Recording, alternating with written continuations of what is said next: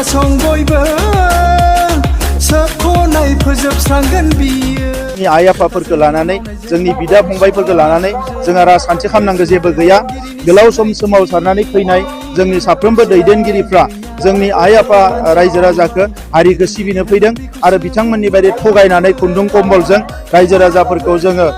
आन्दायहोनो फैयाखै बोसोरथाम जि UPPL नि सरकार बेवहाय रायजो राजाफ्रा मोननो हाबाय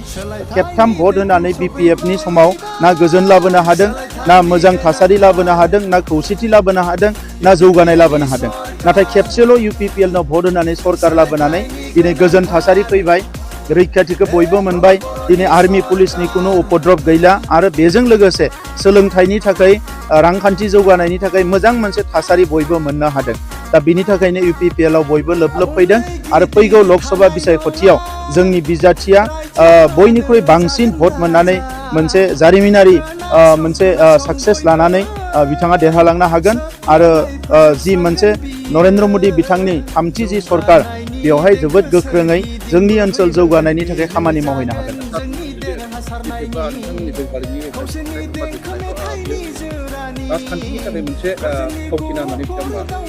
बिथांमोननि समाव बेनो फावथिनामोन दायो रोजा रोजा अन्थाइ खाम्फा मोनगोन बिथांमोना गायनानै दोनलांनाय खिन्थु खामानिफ्रा जायाखै किसुमान बिल्डिं बिथांमोना आधा आधा लुनानै गारनानै थांदों जिफोरनिखि मानो लुदोंमोन मानो मादोंमोन रायजोफ्रा मिथिया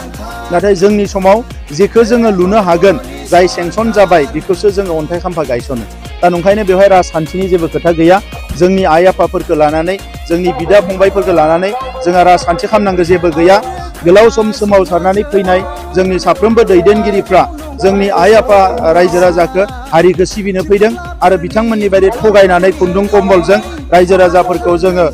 आन्दायहोनो फैयाखै रायजो राजाफोरखौ जौगाहोनायानो UPPL नि थांखि दा बिनि थाखायनो बर'जों लोगोसे गुबुन हारिनि रायजो राजाफ्राबो दिनै BPF खौ नागारनानै रोजा रोजा रायजो राजाफ्रा दिनै UPPL आव जइन जाफैदों दा बिथांमोनखौ जों बरायदों आरो फैबाय थानाय समाव दा जि स्पिडआव खामानि मावदों बिनिख्रुइ डाबल ट्रिपल स्पिडआव खामानि मावनानै BTR ओनसोलखौबो भारतनि बबेबा मोनसे जौगानाय ओनसोलजों समान समान आगान होनो थाखाय जों खामानि मावलांगोन